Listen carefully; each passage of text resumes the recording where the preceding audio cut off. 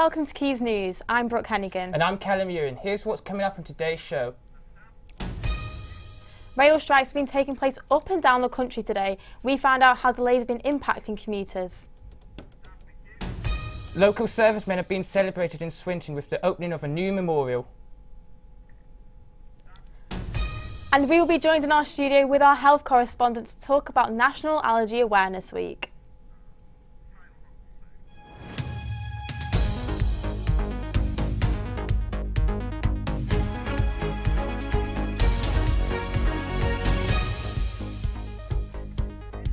Since June 2022, national rail strikes have been taking place up and down the country after disputes about pay, job security and working hours. This has caused major problems for many people, especially students, who have been unable to go home to see their families.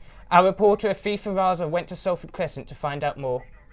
The local community are celebrating local servicemen by installing new plaques at the Swinton War Memorial. The plaques honour some of Salford's men and women who have served the country. Our reporter Ewan Wishart went down to the memorial to find out more. Salford remembers their service. 50 new plaques have been installed at Swinton's War Memorial to remember those from Salford who served in the British Armed Forces and Merchant Navy.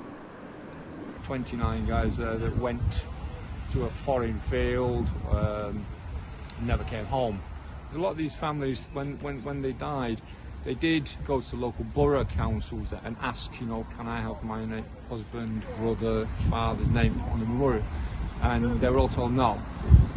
We got the idea of setting up the Salford Veterans Association, and the very first thing I did was then go back to the council and say, what about this memorial? Because we should be celebrating them, we shouldn't be just burying them in the past. And hopefully this is what will happen now. That was former serviceman Glenn Croston speaking on Remembrance Day 2022 about the 29 plaques installed which commemorated local servicemen killed in action since the end of the Second World War. The 50 new plaques range from 1886 up until 2022, with the scheme being set up by Glenn, who worked with Salford's Veterans Association. The funding for the plaques was donated by the friends and family of the Salford veterans. 50 more plaques are due to be installed next month. In contrast to the 29 plaques installed last year, these servicemen and women didn't die in active combat. However, their hardship and sacrifice will still be celebrated and cemented in Salford's history. Ewan Wishart, Quays News. This week marks Allergy Awareness Week, and it is estimated that around 1 in 4 suffer from an allergy in the UK.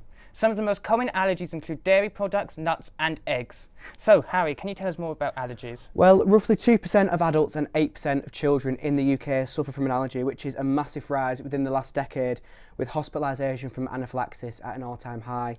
We have the highest percentage of hospitalisation from anaphylaxis in Europe and the highest percentage of allergies in Europe.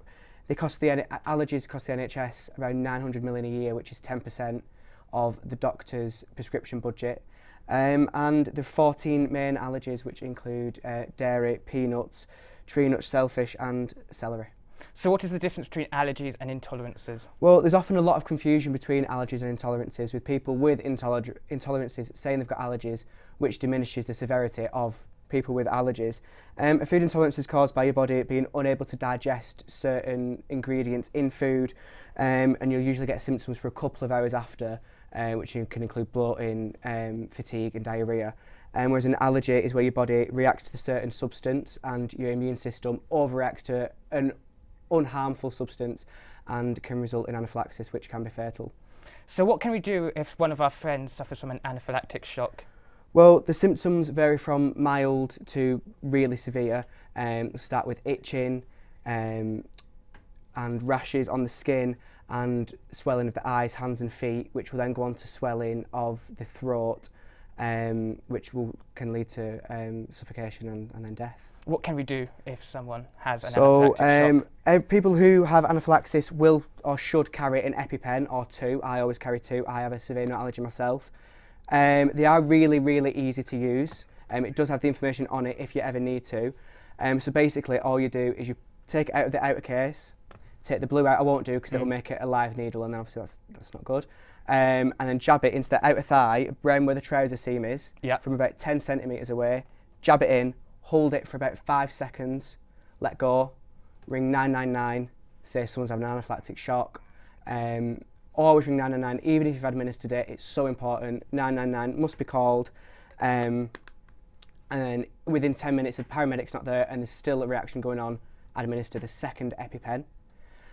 So the things that you need to remember really, they always say, you put the blue to the sky and the orange to the thigh. There's a lot of people doing it the wrong way around and injecting themselves. Always ring 999. And always administer the second EpiPen if needed. Very much needed info, thank you. Thank you very much. I can't see those. Oh, Manchester United are in action tonight in London against Tottenham Hotspur, hoping to stake a claim to the top 4 even more. Here's our reporter Ian Trezeguet, who went to Old Trafford to find out more. Manchester United booked a mouth-watering Manchester derby in the FA Cup final with a fairly unconvincing display against Brighton at Wembley. There have been promising signs during Erik ten Hag's first season in charge, but they are far from guaranteed Champions League football and need a victory themselves. The game against Tottenham tonight comes as a blockbuster match to see who will go ahead in the Champions League race. I caught up with a few fans to see how they were feeling ahead of tonight's game, which could be a blockbuster.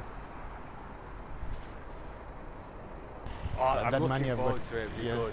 But to be fair, you never know with a derby, so I think it'll be a tough one, but City are just unstoppable at the moment. At the moment, Yeah. And do you have any good luck for Man U? Do you have anything they could rely on? They've not had a bad season, have they? I think they're back on the up slowly. I feel like a bit confused. I think they're gonna win today, so hopefully they will win. But 100% they're gonna win Manchester United. I've been supporting them for almost like 8 years right now, so hopefully they're gonna win today. And do you think now that they made the FA Cup, are you confident? Do you think the season has been good? Definitely they will win FA Cup as well. They're gonna beat City easy, man. Easy, yeah. Easy. Okay. I love United, so they will beat City right now. Thank you, sir. It'll be interesting to see how Manchester United cope with this pressure, with the game of today and the games to come. Ian Trezeguet, Quays News. So Monday is the start of May, so hopefully the summer season should bring some good weather. Our reporter Ellie Johnson has more on what we can expect this week. Yes, well, the weather has been teasing us with some summer sun and blue skies. From now on, it might take a turn for the worse.